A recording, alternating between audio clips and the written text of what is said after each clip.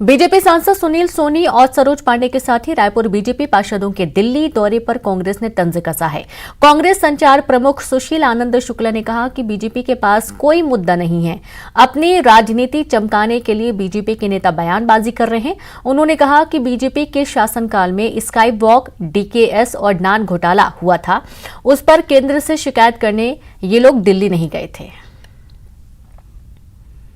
देखिए, छत्तीसगढ़ में भारतीय जनता पार्टी के पास में जन सरोकारों के मुद्दे बचे नहीं हैं, तो अपनी राजनीति चमकाने के लिए इन लोग अनर्गल बयानबाजी, झूठे आरोपों का सहारा ले रहे हैं। केंद्र में इनकी सरकार है, तो 2 दर्जन लोग दिल्ली घूमने चले गए, बोल दिए कि भ्रष्टाचार की शिकायत करने गए। अरे भाई, जिस यूथ हब का निर्माण आपके समय प्रपोजल तैयार हुआ था, आपके समय डिजाइन तैयार हुआ था, आपके समय कार्य योजना बनाई गई थी, बजट सेंक्शन हुआ था, उस यूथ हब का विरोध आप किस नैतिकता से कर रहे हैं?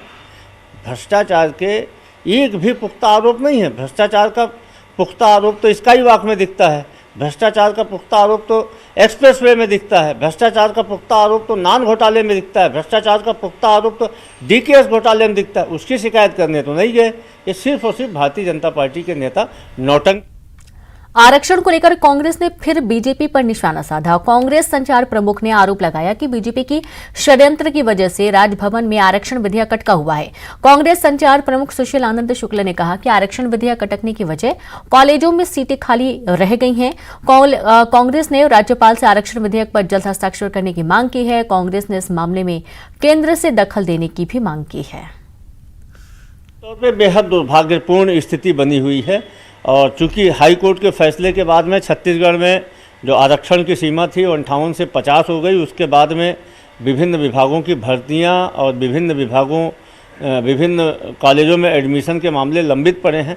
यह स्थिति न उत्पन्न हो, इसीलिए तो मुख्यमंत्री जी ने विधानसभा का विशेष सत्र बुला के और छत्तीसगढ़ के नौजवानों के हित में एक ऐसा फैसला किया, एक ऐसा विधेयक ले आए, सर्वसम्मति से पारित करा के आरक्षण संशोधन विधेयक राजभवन को भेजा। लेकिन दुर्भाग्य से भारतीय जनता पार्टी के दबाव में, भारतीय जनता पार्टी के षड्यंत्र के कारण आरक्षण संशोधन विधेयक राजभवन में अटका हुआ है और युवाओं के भविष्य के साथ छत्तीसगढ़ में खिलवाड़ किया जा रहा है।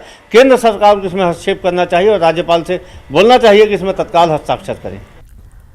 होली के बाद प्रदेश का बजट पेश हो सकता है और इस बार का बजट सत्र 2 हफ्ते का हो सकता है। सरकार ने बजट बनाने में